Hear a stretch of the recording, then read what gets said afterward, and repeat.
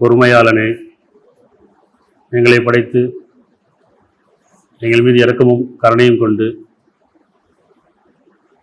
பொறுமை காத்தவர்களும் அந்த இறைவனுக்கு எல்லாம் போலும். அத்தியாயம் 38 1.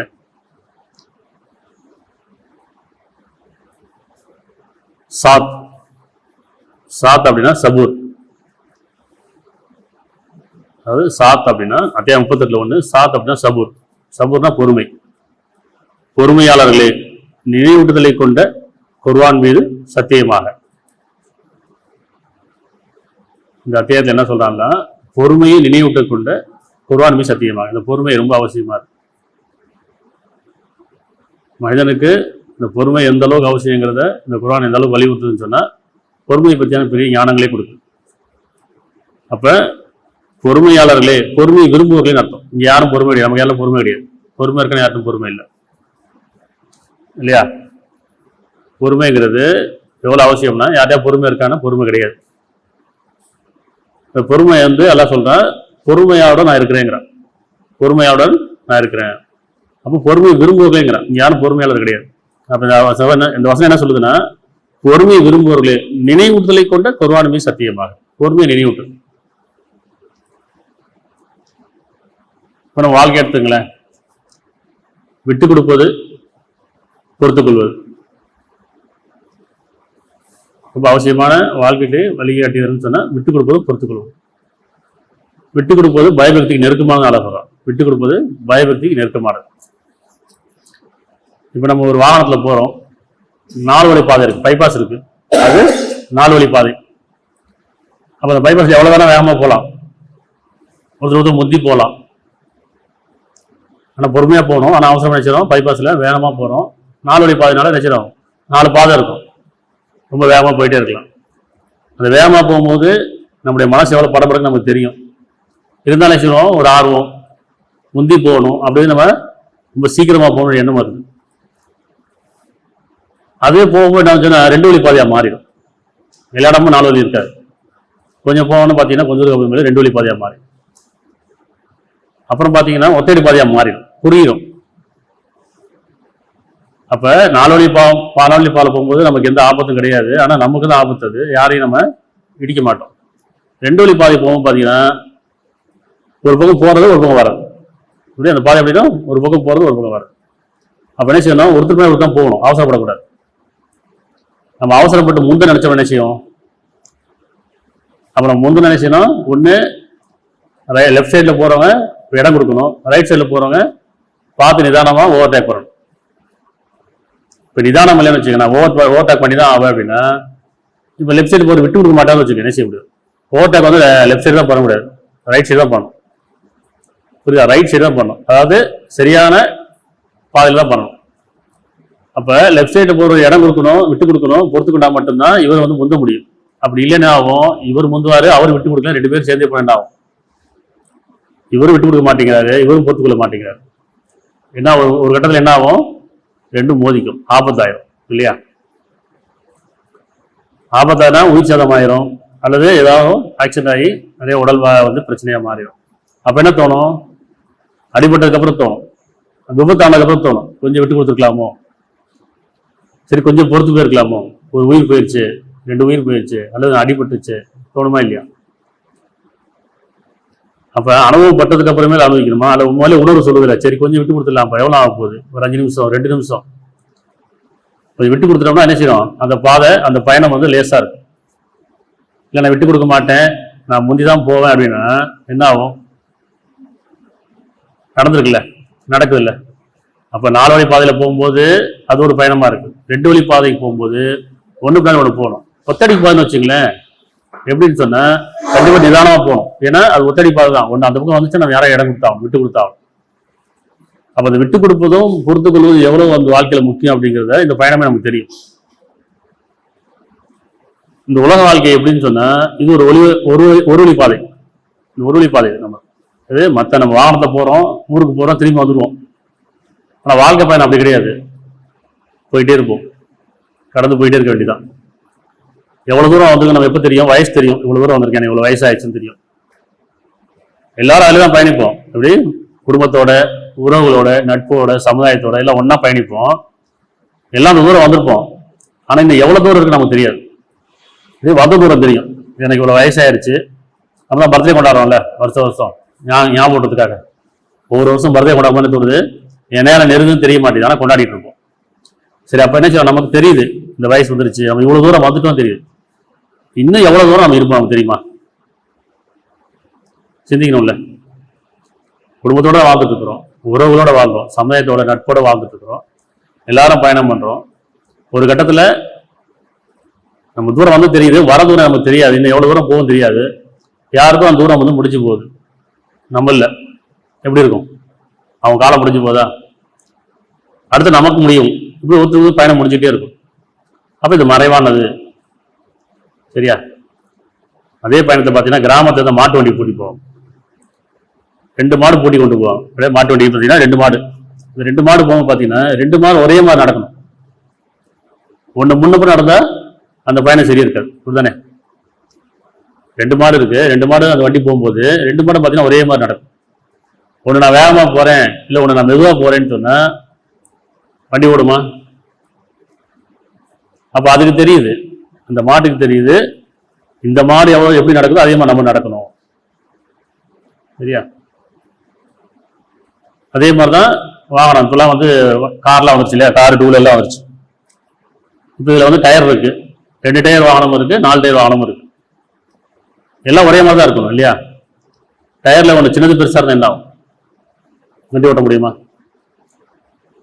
2 வீலர் இருக்கு, முன்னாடி சக்கரம் சின்னதாகவும் பின்னாடி சக்கரம் பெருசாக இருந்தால் ஓட்ட முடியுமா?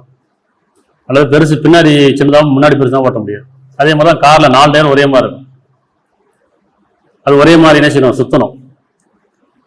ஒன்று வந்து ஸ்டெக் ஆனாலும் சுத்த கம்மியானாலும் செய்யணும், அந்த வண்டி நின்று போயிடும். அப்ப நமக்கு தெரியுது இந்த உலக வாழ்க்கையில எதெல்லாம் வந்து அதுக்கு சரியா இருந்தாலும் அந்த வாழ்க்கை பயணம் சரியா இருக்குன்ற போது, நம்ம வாழ்க்கை பயணம் எப்படின்னு சொன்னா இது ஒரு வழி பாதை, திரும்ப முடியாது. அப்ப நமக்கு ஒரு சோதனைக்காக கொடுத்துருக்காங்க. உலக வாழ்க்கை நமக்கு ஒரு சோதனை காலம். குடும்பம் கொடுக்கப்பட்டது, உறவு கொடுப்பதும் ஒரு சோதனை காலம். இதை பொறுத்து கொள்வதும் விட்டு கொடுப்பதும் எவ்வளவு முக்கியமா இருக்கு. நம்ம விரும்புகிற வாழ்க்கை கிடைக்குது, பிடிச்ச வாழ்க்கை கிடைக்குது, ஆனா தக்க வச்சுக்காமலாம் இல்லை. அப்படித்தானே? எப்போ பார்த்தாலும் குடும்பத்தில் பிரச்சனை இருந்துகிட்டே இருக்கு, சண்டை இருந்துகிட்டே இருக்கு. இப்படி இந்த வாழ்க்கையில விரும்புறாங்க. இப்போ சில பேர் பார்த்தீங்கன்னா பிடிச்ச பையனை அப்படியே அடையணும், இல்லை பிடிச்ச பொண்ணு அடையணும் இல்லையா, லவ் பண்றாங்க. அப்போ பார்த்தீங்கன்னா பொறுத்துக்கிறாங்க 7 வருஷம். என்ன சண்டை வந்தாலும் சரி, பிரேக்கப் ஆகக்கூடாது, என்ன சண்டை வந்தாலும் பொறுத்துக்கிட்டு சகிச்சுட்டு விட்டு கொடுத்து எப்படியாச்சும் அடைஞ்சுன்னு பார்க்குறாங்க. அப்படிதானே? ஆனா கல்யாணம் முடிஞ்சு பார்த்தீங்கன்னா 6 மாசம் பேக்கப் ஆயிடும். என்னன்னா இதுக்கப்புறம் நான் பொறுத்துக்க மாட்டேன், என்னால் இதுக்கப்புறம் முடியாது. அந்த 7 வருஷம் எங்க இருந்து பொறுமை இருந்தது, எப்படியா நினைச்சே அடையும். 6 வருஷமோ 7 வருஷமோ எத்தனை வருஷமோ அது நினைச்சே அடையும். ஆனா கல்யாணம் முடிச்சதுக்கப்புறம் அந்த பொறுமை இருக்கானா, பொறுமை இருக்க மாட்டேன், நான் விட்டு கொடுக்க மாட்டேன், இதுக்கப்புறம் என்னால் முடியாது, எனக்கு வாழ பிடிக்கல, சொல்றோமா இல்லையா? அதே மாதிரிதான் பார்த்து பார்த்து ஒரு 10 பொண்ணு 20 பொண்ணு பார்த்து முடிக்கிறாங்க, பையனை பார்த்து வரம் பார்த்து முடிக்கிறாங்க. அப்பெல்லாம் பிடிச்சிருக்குது, ஆனா கல்யாணம் முடிச்சப்போ பிடிக்க மாட்டேங்குது. என்ன காரணம்? அப்போ பிடிச்சிருக்கு, இப்போ பிடிக்க மாட்டேன். அப்போ குணம் தெரியாது, முகம் தெரிஞ்சு, அழகு தெரிஞ்சு, அந்தஸ்து தெரிஞ்சு, ஆசை தெரிஞ்சு, படிப்பு அறிவுலாம் தெரிஞ்சு, அப்போ பிடிச்சிருக்கு. குணம் எப்போ பழக தான் தெரியும். 7 வருஷம் பழகிறவங்களுக்கு குணம் புரியல, பார்த்து கல்யாணம் முடிச்சு வைக்கிறாங்க, அப்பவும் குணம் புரியல. இது நாமளா நினைச்சிடும், அந்த உணர்வுல பின்பற்றும் போது குணம் தன்னால வந்துடும். அப்படிதானே? ஒண்ணு பார்க்கும்போது என்ன செய்றாங்க, நல்லா அழகா அலங்கரிச்சு பூ வச்சு சேலை கட்டி மேக்கப் பண்ணி பொண்ணு அழகா காட்டுறாங்க. அதே மாதிரிதான் விரும்பி கல்யாணம் முடிக்கும் போது செய்றாங்க. விரும்பும் போது அந்த பையனுக்கு என்ன பிடிக்கும், அந்த பொண்ணுக்கு என்ன பிடிக்கும் பார்த்து பார்த்து ஒவ்வொரு நாளும் ஒரு ட்ரெஸ்ஸை மாத்திக்கிறாங்க.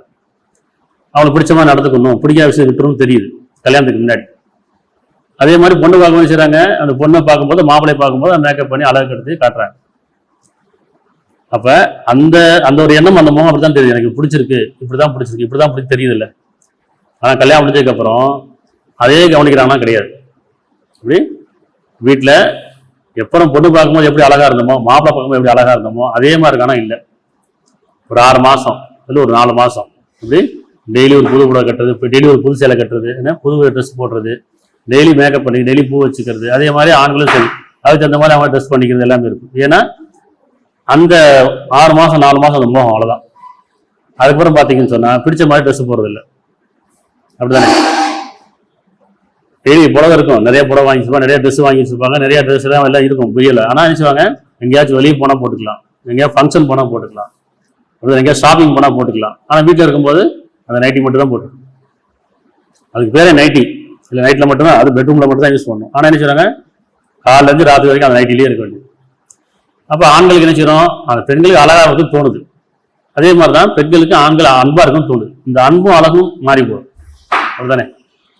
பெண்கள் எதை எதிர்பார்க்குறாங்க, ஆண்கள் வந்து அன்பாக இருக்கணும், நம்மளோட பொறுப்பாக இருக்கணும், அவனை மன்னிச்சிருக்கணும், நமக்கு பிடிச்ச மாதிரி நடத்துக்கணும். அதே மாதிரி ஆண்கள் செய்கிறாங்க அழகு பார்க்குறாங்க. அப்படிதானே? அப்போ அந்த அழகு டெய்லி இருக்கணும்ல. ஏன் பார்வை கெட்டு போகுது? வெளியே போனால் ஆண்களுக்கு ஏன் பார்வை கெட்டு போகுது? வீட்டில் அந்த அழகா இல்லை, அவங்க ஏன் வெளியே போகணும் தான் ட்ரெஸ் போடுறாங்க. அதுக்குன்னு வெளியே போகணும். ஒன்று ஷாப்பிங் போகணும், பீச்சுக்கு போகணும், பார்க்கு போகணும், அப்படிலாம் எங்கேயாச்சும் ஃபங்க்ஷனுக்கு போகணும். அப்போ மட்டும் தான் ட்ரெஸ் போடுவாங்க, அப்போ மட்டும் தான் நகை போடுவாங்க, அப்போ மட்டும் தான் சிங்காரிச்சு இல்லையா? அப்போ வெளியே போகும்போது அழகுபடுத்திக்கிறது வீட்டை தான் நான் சொல்கிறேன். உங்களுக்கு குடும்பம் அதுதான் கொடுக்கப்பட்டது. அங்கே தொழிலை பேடி கொடுங்கன்னு சொல்கிறோம். உங்களுடைய குடும்பங்கிறது உங்களுக்காக கொடுக்கப்பட்டது. உங்களையும் செயலில் அழகானவர் யார் இல்லையா? உங்களுக்கிடையே நெருக்கத்தையும் இறக்கத்தையும் உண்டாக்கியிருக்கேங்கிறான். அந்த நெருக்கம் இறக்கம் எங்கே இருக்கும்? குடும்பத்தில் தானே இருக்கணும். ஆனால் இருக்க மாட்டீங்களே. பிடிச்ச மாதிரி ட்ரெஸ் போடுறதில்ல, பிடிச்ச மாதிரி நடந்துக்கிறது இல்லை, பிடிச்ச உணவு செஞ்சு கொடுக்குறதில்ல. யாராச்சும் வீட்டுக்கு விருந்தாடி வராங்கன்னு சொன்னால் அன்றைக்கி தான் பார்த்தீங்கன்னு சொன்னால் விருந்து வெளியே வரவங்களுக்கு தான் விருந்து. அன்றைக்கி வீடு சுத்தமாக இருக்கும், ஒட்டை அடிச்சிருப்பாங்க, வீடை கூட்டி மூவ் போட்டிருப்பாங்க. அப்புறம் இது வரைக்கும் அலமாரில் இருக்க புது புது ஜாமான்லாம் கீழே வரும் இல்லையா? இதுவரை செய்யா டிஷ்லாம் செய்ய ஆரம்பிச்சிருவாங்க எனக்கே ஒரு நாளைக்கு. ஆனால் வீட்டில் பார்த்தீங்கன்னா அந்த 4 தட்டு தான் இருக்கும். ஆனால் வெளியே யாராவது வராங்கன்னு சொன்னால் அன்றைக்கின்னு பார்த்தீங்கன்னா அலமாரில் ஷோகேஸில் வச்சுருக்க பொருள்லாம் வெளியே வந்து வெளியே வந்து யாராவது வராங்கன்னு சொன்னால் அன்றைக்கி புதுசாக ட்ரெஸ் போட்டிருப்போம். எல்லாமே பார்த்தீங்கன்னா யாருக்கும் நம்ம காட்டுறோம் வாழ்க்கையை. நம்ம 4 பேர் தானே. குடும்பங்கிறது அல்லா கொடுத்தது, உங்களுக்கு கொடுக்கப்பட்டது இறைவன் என்ன சொல்கிறா, உங்களுக்கு கொடுக்கப்பட்ட உறவுகளோடு நீங்கள் எப்படி கண்ணியமாக இருக்கணும். சரியா? 30:21 இன்னும் நீங்கள் அவரிடம் ஆறுதல் பெறக்கூடிய துணியை உங்களிருந்தே உங்களுக்காக அவன் படைத்திருப்பதும் உங்களிடையே நெருக்கத்தையும் இறக்கத்தையும் உண்டாக்கியிருப்பதும் அவருடைய அறுப்படையில் உள்ளதாகும். சிந்தித்துணரக்கூடிய சமூகத்தாருக்கு நிச்சயமா இதில் அத்தாட்சி இருக்கின்றது. உங்களுக்கிடையே நெருக்கமும் இறக்கம் இருக்கா அப்படின்னா இல்லை. எப்போ பார்த்தாலும் வீட்டில் சண்டை, சங்கடம், வருத்தம், இப்படி விரக்தி, பொருத்தமே இருக்க கோபம், கணவன் மனைவி இருக்கிற கோபம் பிள்ளைகிட்ட காட்ட வேண்டியது, பிள்ளைகிட்ட இருக்க கோபத்தை கணவன்கிட்ட காட்ட வேண்டியது, கணவன் இருக்க கோபத்தை மனைவிட்ட காட்ட வேண்டியது. இப்படி கோபம் இருந்துகிட்டே இருக்கு. சைத்தான் உள்ள இருந்துகிட்டே இருக்கான். என்ன காரணம்? வீட்டில் தியானம் இல்லை, சிந்தனை இல்லை, உணர்வு இல்லை. ஒருத்தருக்கு ஒருத்தர் உணர்வோட புரிஞ்சு நடந்துக்கணும்னு அடைஞ்சிக்கிறது கிடையாது. எப்படி விரும்பும்போது 7 வருஷம் 6 வருஷம் பொறுத்துட்டு சகிச்சுக்கிட்டு எப்படியாச்சும் அடைஞ்சாலும் தெரியுதுல்ல. ஆனால் அடைஞ்ச வாழ்க்கையை தக்க வச்சுக்கணுமா இல்லை? இப்படி கல்யாணம் முடிக்கும் போது பொண்ணு பார்க்குறோம். பொண்ணு பார்க்கும்போது அந்த பொண்ணு பிடிச்சிருக்குது, அழகா இருக்குது. அந்த அழகு எப்பயுமே இருக்கானா இல்லை. அந்த பையன் அழகா இருக்கானா எப்பயுமே இல்லை. அப்போ இருக்க பணிவு, அப்போ இருக்க குணம் மாறுது இல்லையா?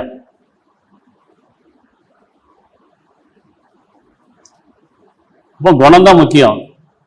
ஆனால் குணம் கெட்டு போச்சு, மனமும் கெட்டு போச்சு, வாழ்க்கை விரக்தி ஆகி போச்சு. இப்போ வாழ்க்கை எது? ஒரு வழி பாதை தானே. வாழும்போது நம்மளோட தான் வாழ்றோம். குடும்பத்தோட கணவன் மனைவி பெற்றோர் பிள்ளைகள் உறவு நட்பு எல்லாம் ஒன்றா தான் பயணிக்கிறோம். யாருடைய காலம் முடியும் தெரியாதுல்ல. கிடைச்ச வாழ்க்கையை தக்க வச்சுக்கணுமா இல்லை? பெரியவன் சொல்றான், இந்த பொறுமை ரொம்ப அவசியம். குடும்பத்தில் பொறுமை ரொம்ப அவசியம், வாழ்க்கையில் பொறுமை ரொம்ப அவசியம். எப்படி நம்ம வாகனம் போகும்போது ஒருத்தர் விட்டு கொடுத்துட்டோம்னா அந்த விபத்து தப்பிச்சிருக்கலாம், அந்த உயிர் சேதம் தப்பிச்சிருக்கலாம் இல்லையா? இல்லை நான் போட்டி போட்டு தான் போவேன், நீயா நானா போட்டி போடுவேன், நீ முந்திரியா நான் முந்திரியா பார்க்கணும், அந்த வாகனம் போயிட்டே இருந்துச்சுன்னா அந்த குறுகிய பாதை வரப்போ என்ன ஆகும்? யாரா வராது அந்த ஆபத்துக்குள்ள வராங்க. ஆனால் அதுக்கப்புறம் என்ன செய்யறோம்? சடா விட்டு கொடுத்துக்கலாமோ, ஒத்துக்கொள்ளாமோ சொல்றோமா இல்லையா? ஒரு பிரச்சனை வந்து அதில் பாதிக்கப்பட்டதுக்கு அப்புறமே அதை யோசிக்க ஆரம்பிக்கும். சரி, அது அனுபவம் தானே. அடுத்த வாட்டி சரியா?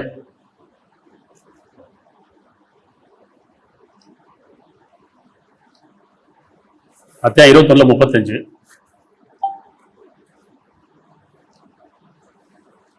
ஒவ்வொருவரும் மரணத்தை சுவைப்பது என்பதாக இருக்கிறது. என்ன சொல்ற? யாரும் இங்கே ஞாபகமா இருக்குல்லங்கிறான். ஒவ்வொருத்தருக்கும் மரணம் விதிக்கப்பட்டிருக்கு. விதிக்கப்பட்டுதான் காலம் கொடுக்கப்படும். அப்படி ஏற்கனவே மனிதன் பிறக்கும் போது மரணத்தை விதிச்சாச்சு, காலம் கொடுக்கப்பட்டது. அந்த காலம் மறைவானது. அப்ப ஒவ்வொருவரும் மரணத்தை சுவைப்பது என்பதாக இருக்கிறது. பரீட்சைக்காகவே கெடுதியும் நன்மையை கொண்டு நல்லா கவனிக்கிற வார்த்தையை, பரீட்சைக்காகவே கெடுதி நன்மை கொண்டு. இந்த உலகத்தை எத்தனை பேர் படைக்கப்பட்டிருக்கு? 2 பேர் தான். நீங்க எத்தனை பேர் தான்? நாங்க 2 பேர், கணவன் மனைவி. நீங்க 2 பேர் யாரு? பெற்றோர் பிள்ளைகள். நீங்க 2 பேர் யாரு? உறவு. எல்லாமே 2 பேர் தான். உறவுகள் ஒவ்வொன்றும் வேறுபடுது. ஒவ்வொரு உறவுக்குள்ள ஒரு திரை இருக்கு, அது கண்ணியம். எத்தனை பேர் இல்லை, எத்தனை பேர்ன்றது 2 பேர். எவ்வளவு பேர்? நிறைய பேர். இந்த உலகத்துல 2 பேர் தான், ஆண் பெண் தான் படைக்கப்படும். இதை கொண்டுதான் ஒரு சோதனையை சொல்லலாம். ஆணும் பெண்ணும் நன்மை தீமை கொண்டு ஒருத்தருக்கு ஒருத்தர். அப்ப ஒவ்வொருவரும் மனத்தை சோதிப்பது என்பதாக இருக்கிறது. பரீட்சைக்காகவே, சோதிப்பதற்காகவே கெடுதியும் நன்மை கொண்டு நாம் உங்களை சோதிக்கின்றோம், பின்னர் நீங்கள் நம்மிடமே மீட்கப்படுவீர்கள். இந்த உலக வாழ்க்கை ஒரு சோதனை களம். இந்த உலக வாழ்க்கை ஒரு அலங்காரம். இந்த குடும்பம் ஒரு சோதனை தளம். அவ்வளவுதான். இதுல நமக்கு தான் பெருசா உலகத்தை பார்க்க வேண்டாம். குடும்பம் இருக்கு இல்லையா, இதுல இருக்க 4 பேர் 6 பேர், இதுதான் நம்ம வாழ்க்கை, இதுதான் உலகம். இதுதான் நாம எப்படி இருக்கிறோம். அப்படிதானே? ரோட்ல பயணம் பண்ணும்போது வண்டி ஓட்டுறவங்க நேரம் வண்டியை மட்டும் தான், நம்ம ரூட்டை மட்டும் தான் பார்க்கணும். பின்னாடி இந்த கார் எப்படி இருக்கு, அந்த கார் எப்படி இருக்குன்னு பார்த்தா என்ன ஆகும்? பின்னாடி திரும்பி பார்க்க கூடாது, இந்த சைடு திரும்பி பார்க்க கூடாது. இப்படி நம்ம ஒரு கார்ல போயிடுவோம், நம்மளுடைய மதிப்பு அவ்வளவுதான். நம்ம என்ன சொல்றோம், அதே ரோட்ல தான் போய் எல்லா காரம், ஆடி காரா இருந்தாலும் கோடி காரா இருந்தாலும் அந்த ரோட்ல தான் போய் ஆகும். ஆனா கொஞ்சம் ஆடம்பரமா இருக்கு, கொஞ்சம் இப்படி திரும்பி பார்ப்போம், எப்படி இது நல்லா இருக்கு அப்படின்னு தோணும். நம்ம கொடுத்தது நன்றியோட இல்லை. இந்த போது திரும்பி பார்ப்போம், இது நல்லா இருக்குங்குவோம், நம்ம கொடுத்தது நன்றியோட இல்லை. அப்ப நம்ம கொஞ்சம் போராம வந்துடுது. அதே மாதிரி நம்ம போயிட்டு இருக்கும்போது பின்னாடி வர காரை வந்து கொஞ்சம் காஸ்ட்லியான காரை வச்சுவான், நம்ம இவ்வளவு ஸ்லோவா போகணுமா, நம்மளை முந்தி அவன் போறானே கொஞ்சம் முந்தி அடிப்பான். இது இல்லாம போட்டியும் போறான்னு கொண்ட வாழ்க்கை. உங்களுக்கு கொடுக்கப்பட்டது, நீங்க உங்களுடைய வாழ்க்கையை பாருங்கிறாங்க. சரியா? அப்ப சோதிப்புக்காகவே இந்த உலக வாழ்க்கை படைக்கப்பட்டிருக்கு. ஒவ்வொருத்தரும் மரணத்தை அடைந்தே ஆக வேண்டும். உங்களை சொன்ன மாதிரி நம்ம எவ்வளவு காலம் பயணிச்சுதான் நமக்கு தெரியும். எல்லாத்துக்கும் வயசு தெரியும். இன்னும் எவ்வளவு வயசு இருக்குன்னு தெரியுமா, எவ்வளவு காலம் இருக்குன்னு தெரியுமா? கூட இருக்கு கணவனுக்கோ, மனைவிக்கோ, பிள்ளைகளுக்கோ, நம்முடைய பெற்றோருக்கோ, இல்லை நம்முடைய உறவுக்கோ, நட்புக்கோ நமக்கு தெரியுமா இன்னும் இவ்வளவு காலம் தான் இவங்க இருப்பாங்களே, அதுக்கும் நம்ம அவங்கள்ட்ட வந்து சமாதானமா இருப்போம், விட்டு கொடுத்துருவோம். நமக்கு தெரியுமா? தெரியாது. தெரிஞ்சா நிச்சயம் கண்டிப்பா சமாதானமாயிடும். நம்ம தெரிஞ்சு நம்ம கணவன் இவ்வளவு காலமா இருப்பாரு. உதாரணம் சொல்ல எல்லாம் சொன்னா, இது மறைக்க வைக்க நடுறேங்கிறான். அந்த காலத்தை நான் மறைச்சு வைக்க நடுறேன் கருணையால, இறக்கத்தை கொண்டு. அப்படி இவரும் நாடி என்ன செய்ய முடியும்? ஒவ்வொருத்தருக்கும் நினைச்சிடான் இவங்க இவ்வளவு காலமா இருப்பாங்க, தெரிஞ்சு போச்சு. எப்படி இருக்கும்? உடம்பு சரியில்லை, ரொம்ப சீரியஸா இருக்காங்க, ஹாஸ்பிட்டல் சேர்த்தாச்சு, டாக்டர் சொல்லிட்டாரு இவர் இன்னும் ஒரு 6 மாசம் தான் இருப்பாரு அப்படின்னு சொல்ல வச்சு. இப்ப எப்படி இருக்கும்? உறவுல கணவனோ மனைவியோ பெற்றோர் பிள்ளைகளோ யாரோ ஒரு உறவு, இல்ல டாக்டர் சொல்லிட்டாரு இவர் இன்னொரு 6 மாசம் அதுக்கு மேலே இருக்க மாட்டாருன்னு சொல்ல வச்சு. எப்படி இருக்கும்? மாசம் எப்படி இருக்கும்? இப்ப நம்ம எப்படி நடந்துப்போம்? அவங்கள்ட்ட இன்னொரு 6 மாசம் இருக்க போறாங்க. அவங்க கோவப்பட்டாலும் சரி, அவங்க பேசினாலும் இல்லை, அவங்களோட செயல் சரியில்லை, குணம் சரியில்லை நினைச்சுவோம், நம்ம பொறுத்துப்போம். ஏன்னா இன்னொரு 6 மாசம் இருக்க போறாங்க. கால நேரம் போயிட்டே இருக்கு, எப்படி நாட்கள் நடந்துகிட்டே இருக்கு. நினைச்சுவோம் இந்த 2 மாசம் தான் இருக்கு, இன்னும் 1 மாசம் தான் இருக்கு. அப்போ அவங்களுக்கு பிடிச்ச மாதிரிலாம் நடந்துக்கணும், பிடிச்ச மாதிரி செஞ்சு தோணுதா இல்லையா? இந்த டாக்டர் சொல்லி தான் நமக்கு தெரியணுமா? இல்லைன்னு சொல்லிட்டாங்கல்ல, உங்களில் ஒவ்வொருத்தரும் மரணத்துக்கு ஆக வேண்டும், காலம் மறைக்க வைக்கப்பட்டோம். இப்போ நமக்குள்ள அந்த உணர்வு வரும்ல, அப்போதான் அன்பு ஜாஸ்தியாகும். சண்டை போட்டுட்டே இருக்கும், வாழ்றதே இல்லை, எப்போ வாழப்போம்? கோவப்பட்டே இருக்கும், திட்டிகிட்டே இருக்கும், இப்படி. அப்போ அந்த வாழ்க்கை எப்படி இருக்கும்? நரக வாழ்க்கையா இருக்கும்ல. சொர்க்க வாழ்க்கை என்ன? சொர்க்கம் யாரும் பார்த்தது இல்லை, அதுக்கு சுகம் மட்டுமே இருக்குங்கிறான், அமைதி மட்டுமே இருக்குங்கிறான். அப்போ இந்த உலகத்தில் வாழும் காலங்களில் நம்ம சுகம் அமைதி பின்பற்றணுமா இல்லையா? அதுல பொறுமை ரொம்ப அவசியமா இருக்கு. 3/200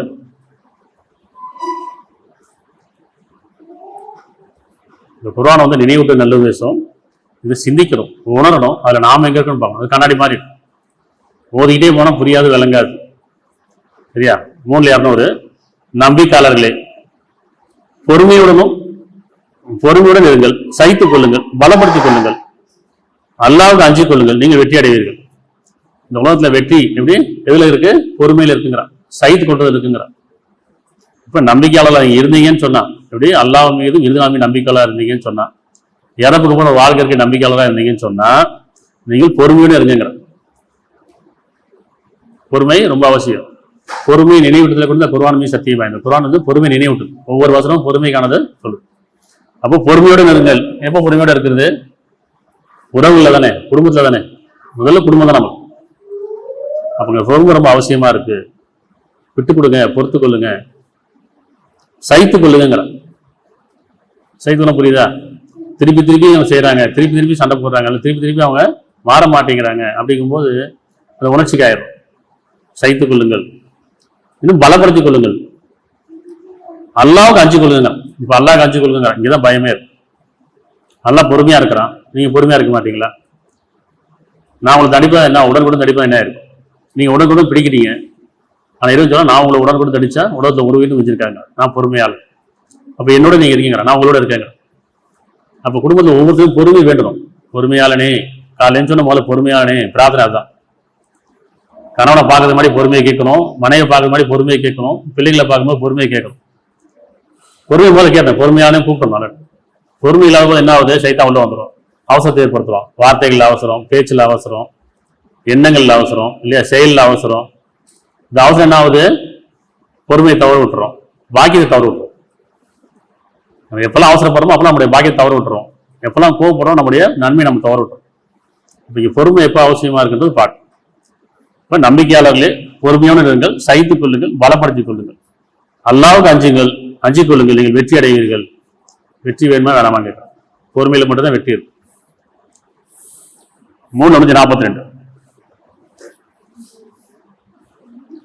அத்தியாயம் 3:42. உங்களில் உறுதியுடையவர் யார்? உங்களில் சொல்றான், கணவன் மனைவி கிடையில உங்களில் உறுதியுடையவர் யார்? பெற்றோர் பிள்ளை கிடையில உங்களில் உறுதியுடையவர் யார்? பொறுமையை கடைபிடிப்பவர் யார்? நம்ம என்ன முதல்ல பார்த்தோம், பொறுமை. அப்போ பொறுமையை கடைபிடிப்பவர் யார் என்று அல்லாஹ் அறியாமல் நீங்கள் சோனமையை நுழைந்து விடலாம் என்று எண்ணிக்கொண்டிருக்கிறீர்களா? பொறுமையை கடைபிடிக்காம சும்மா அடைஞ்சிட முடியாது, அமைதி அடைஞ்சிட முடியாது, நிம்மதி அடைஞ்சிட முடியாது. பொறுமையில நிம்மதி இருக்கு, அமைதி இருக்கு, சமாதானம் இருக்கு இல்லையா? அப்ப உங்களில் உறுதியுடையவர் யாருங்கிறான், குடும்பத்துல தான், உறவு கடையில உங்களில் உறுதியுடையவர் யார்? பொறுமையை கடைபிடிப்பவர் யார்? இதுல போட்டி போடலாம்ல, எதுலயே போட்டி போடுறோம், அப்படியே பொறுமையில கடைபிடிக்கல, நான் பொறுமையா இருக்கேன்ப்பா, நான் முதல்ல போட்டி போடுறேன், முந்திக்கலாம்ல, முந்தி கொள்ளுங்கிறான், நன்மைக்கு முந்தி கொள்ளுங்க. இப்போ பொறுமையை கடைபிடிப்பவர் யார் என்று அல்லாஹ் அறியாமல் நீங்க சோனமை நடத்தலாம் எடுத்தீங்களா? அவ்வளவு லேசா சுகம் அடைஞ்சிட முடியுமா கேட்கறேன், அவ்வளவு லேசா நீங்க வாக்கியத்தை அடைஞ்ச முடியுமா கேட்கறேன். இப்ப என்ன கேட்கணும், பொறுமையாளனே இது பொறுமையை கொடு. 20:32. உங்க குடும்பத்தார இறை கட்டளைக்கு பணியுமாறு ஏவிறாங்க. ஒவ்வொருத்தரும் கணவனா இருந்தாலும் சரி, மனைவியா இருந்தாலும் சரி, நீங்களே உங்களை ஒருத்தர் உங்க குடும்பத்தார இறை கட்டளைக்கு பணியுமாறு ஏவிறாங்க. 20:132. அதன் மீது பொறுமையும் உறுதி கொண்டிருப்பீராக. இந்த குர்ஆன் ஆணுக்கு மட்டும் கிடையாது, பெண்ணுக்கு மட்டும் கிடையாது, ஒவ்வொருத்தருக்கும். படிக்கும்போது நம்ம படிக்கும்போது நமக்கு தான், ஆண் படிச்சாலும் அவங்களுக்காக தான், பெண்ணு படிச்சாலும் அவங்களுக்காக தான். நம்ம என்ன செய்யலாம், ஆணுக்கு சொல்ற மாதிரியே இருக்கும், அப்படி இல்லை, நம்பிக்கையாளருக்கு இதை பற்றி சொல்றோம். உங்க குடும்பத்தார இறைக்கடலுக்கு பணியுமாறு ஏற்பீராக. இறைக்கடலுக்கு பணின்னு அர்த்தம், முதல் இறைக்கடல் எது, சாத், பொறுமை. பொறுமை விரும்புவர்கள், நம்ம பொறுமையா இருக்குது பணியுங்க சொல்றான். அப்ப இறைக்கடலுக்கு பணியுமாறு ஏற்பீராக, அதன் மீது பொறுமையும் உறுதி கொண்டிருப்பீராக. நான் உம்மிடம் தேவைகளை கேட்கவில்லை, உங்களுடைய தேவைகளை நாமே கொடுக்கின்றோம். இறுதியான சிறந்த நிலை இறைவனுக்கு பயப்படுவது மட்டுமே. இது தொழுகை, இது தொழுகை, இது பொறுமையை கடைபிடிப்பது தொழுகை. அதுல பொறுமையா இருக்குமாறு, அப்ப முதல்ல நம்ம இருக்கும்ல பொறுமையா, அதாவது நீங்க செய்யாத சொல்லாதீங்கிறா. அப்ப முதல்ல யார் பொறுமை விரும்புறவங்களோ அந்த பொறுமையை கடைபிடிச்சிட்டு சொல்லுங்கிறான். சரியா? நீங்க முன்மாறியா இருங்க, முந்தி கொள்ளுங்க. 28:80. உறுதியான அறிவு பெற்றவர்களே, அப்படி உறுதியான அறிவு பெற்றவர்களே, உங்களுக்கு என்ன கேடு, நம்பிக்கொண்டு நல்ல செயல் செய்வர்களுக்கு அல்லாஹ் அளிக்கும் வெகுமதி இதை விட மேலானது. இந்த உலக வாழ்க்கையில நமக்கு பொறுமை இருக்க மாட்டோம்னு சொன்னா, அவசரம் இருக்க தான். உலக வாழ்க்கையில அலங்காரத்தை விரும்பிட்டோம், ஆசைப்பட்டுட்டோம், பெருமை கொண்டுட்டோம், போராம்பட்டுட்டோம், போட்டி போட்டுட்டோம். இந்த உலக வாழ்க்கையில மறுமைக்கு போட்டி போடுறதில்லை, அதை மீது நம்ம ஆசை வைக்கிறது இல்லை. அழியக்கூட வாழ்க்கை மீது ஆசைப்படுறோம், போட்டி போடுறோம், போராம கொள்றோம். அப்ப என்ன சொல்றாங்கன்னா, உறுதியான அறிவு பெற்றவர்களே, உங்களுக்கு என்ன கேடு, நம்பிக்கொண்டு நல்ல செயல் செய்பவர்களுக்கு அல்லாஹ் அளிக்கும் வெகுமதி இதை விட மேலானது. இந்த உலக வாழ்க்கையோட மேலானது. இது அற்பமானது, சொற்பமானது, அழியக்கூடியவன். எனினும் அதை பொறுமையாளர்களை தவிர வேறு எவரும் அடைய மாட்டார்கள், பொறுமையாளர்களை தவிர வேறு எவரும் அடைய மாட்டார்கள் என்று கூறினார்கள். பொறுமையாளர்கள் அடைய முடியுங்கிறான். எதை? இதனுடைய பாக்கியத்தையும் ஞானத்தையும் சத்தியத்தையும். பொறுமையில தான் இருக்கு. நிதானம், கவனம், தியானம். ஞானம் வேணும், நிதானம் வேணும், பொறுமையா இருக்கணும். கவனம் வேணும், பொறுமையா இருக்கணும். தியானம் வேணும், அது பொறுமையில தான் இருக்கு. ஞானம் பொறுமை கொண்டு அடைய முடியும். நிதானம் இல்லைன்னு சொன்னா பொறுமை இழந்துருவோம், கவனம் இல்லைன்னா பொறுமை இழந்துருவோம், தியானம் இல்லைன்னா பொறுமை இழந்துருவோம். ஞானத்தை அடைய முடியாது இல்லையா? இப்ப ஞானம் என்ன செய்யணும், நிதானம், பொறுமை ரொம்ப அவசியம். பொறுமை வேண்டி விடாதுங்கிறான். 16 127.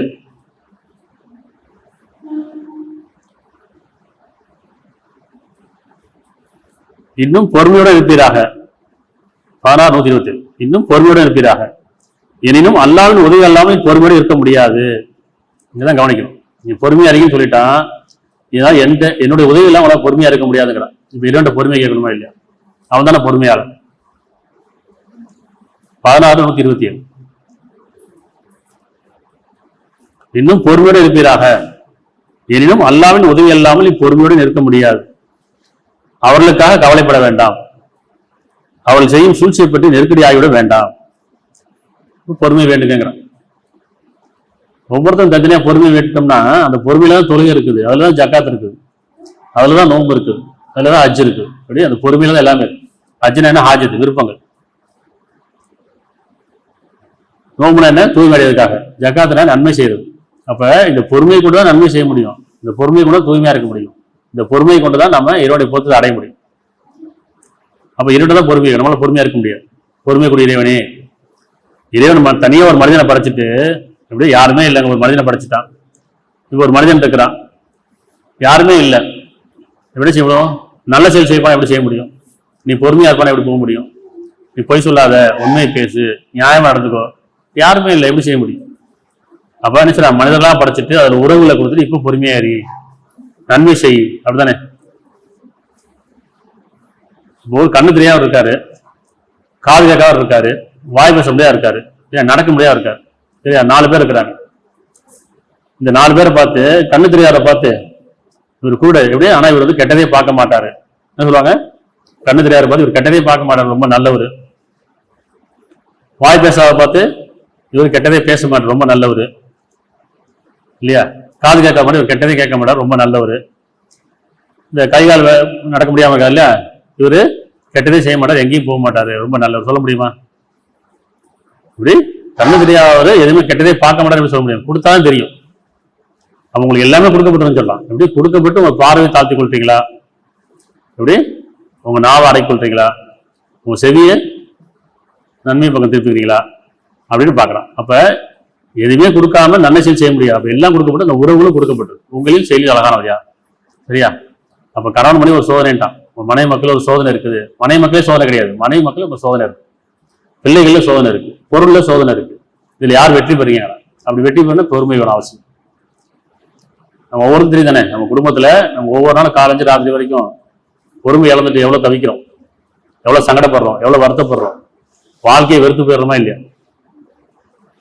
அப்ப அந்த பொறுமை எவ்வளவு அவசியம் பாரு. இன்னும் பொறுமையுடன் இருப்பீராக. எனினும் அல்லாவின் உதவி இல்லாமல் பொறுமையோடு இருக்க முடியாது. இன்னும் அவர்களுக்காக கவலைப்பட வேண்டாம். அவள் செய்யும் சூழ்ச்சியை பற்றி நெருக்கடி ஆகிவிட வேண்டாம், சரியா? 11 115. நீ குர்ஆன் என்ன பார்க்கிறோம்? பொறுமை, பொறுமைக்கான ஞானம், பொறுமைக்கான பலன், பொறுமைக்கான கூலி என்னன்னு பார்ப்போம்.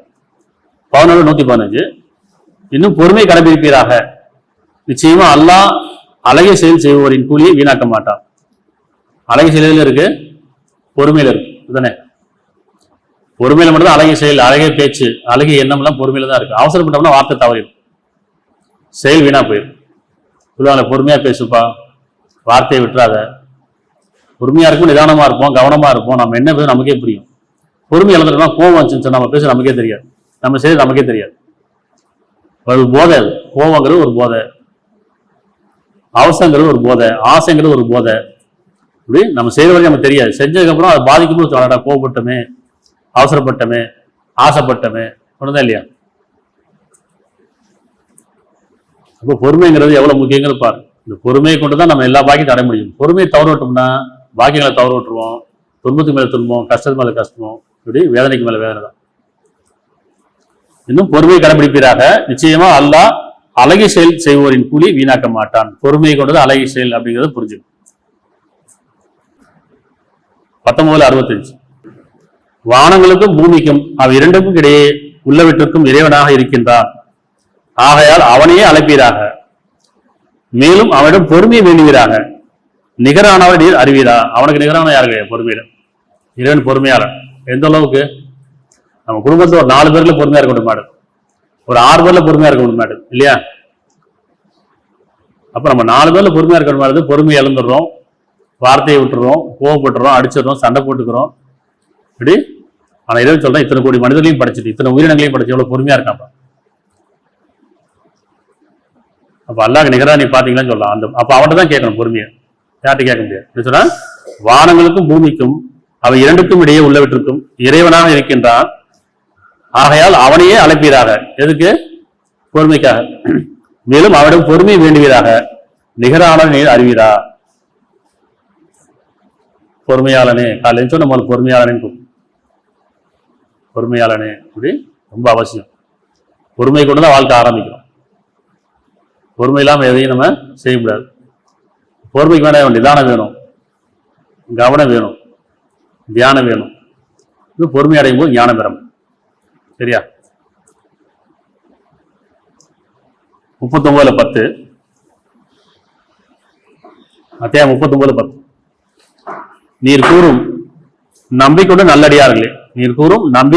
நல்லடியார்களே, உங்களுடைய இறைவனுக்கு உள்ளச்சுடன் இருங்கள். இவ்வுலகில் அழகிய நன்மை செய்வதற்கு அழகிய நன்மை கிடைக்கும்.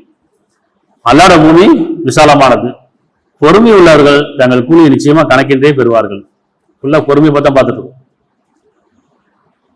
எந்த ஒரு இமாம்களும் இப்படி எந்த ஒரு பள்ளியாசல்லையும் இப்படி ஒவ்வொரு தலைப்பை எடுத்து சொல்லிக் கொடுக்க மாட்டாங்க.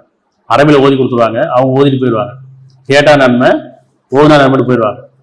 ஓதுனாலும் கேட்டா நன்மை கிடையாது. உணர்ந்து வாழணும். சரியா? அதுல நாம எங்க இருக்குன்னு பார்க்கணும். 39:10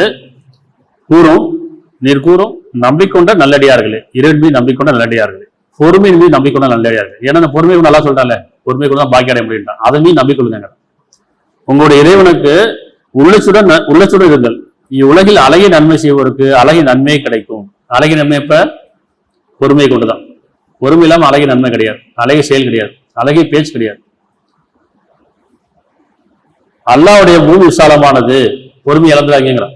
இப்படி பொறுமை இழந்துடாங்க. இதுக்கப்புறம் என் வாழ்க்கையில நினைக்க வேண்டாம், சண்டை போட்டுக்க வேண்டியது, விரக்தி ஆயிட வேண்டியது, என் வாழ்க்கையை முடிச்சுக்க நினைக்க வேண்டியது. சொல்ல அல்லாஹ்வுடைய பூமி விசாலமானது. இன்னும் காலம் இருக்கு, நான் பொறுத்து உங்களை மனுஷனா வாழ வச்சுருக்கேன். இன்னும் மன்னிக்க வேண்டி வாழ வச்சிருக்கேன். நான் உங்களை மனுஷனா வாழ வச்சுருக்கேன். நான் பொறுமையா தான் இருக்கேன், நீங்க அவசரப்படுறீங்க. வீரம் பண்ண திரும்புங்க, பொறுமையை கேளுங்க. பொறுமையோடு அல்லாஹ்வுடைய பூமி விசாலமானது. பொறுமை உள்ளவர்கள் தங்கள் கூலியை நிச்சயமாக கணக்கின்றே பெறுவார்கள். இல்லையா?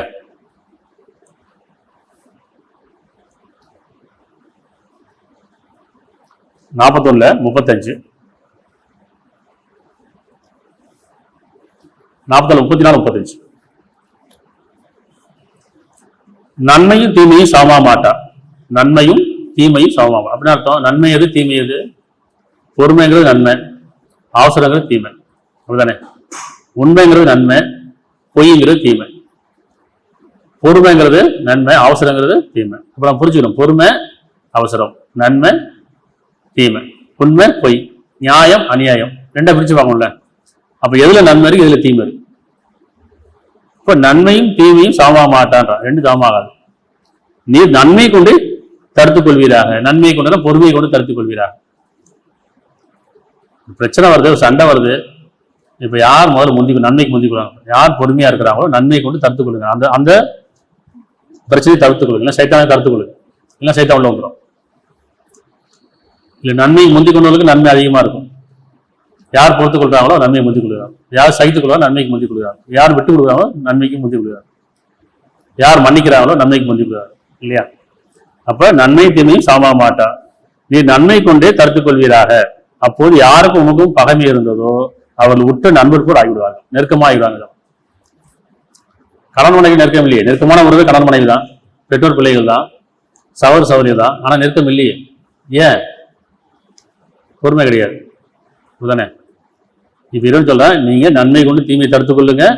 அப்போது யாருக்கும் உங்களுக்கும் பகைமை இருந்ததோ, வெறுப்பு இருந்ததோ, கசப்பு இருந்ததோ, சங்கடம் இருந்ததோ அவர்கள் உங்களுக்கு உற்ற நண்பர் போல் நெருக்கமானவர்கள் ஆகிவிடுவார்கள். எங்கிருந்து வரணும்? இல்லையா?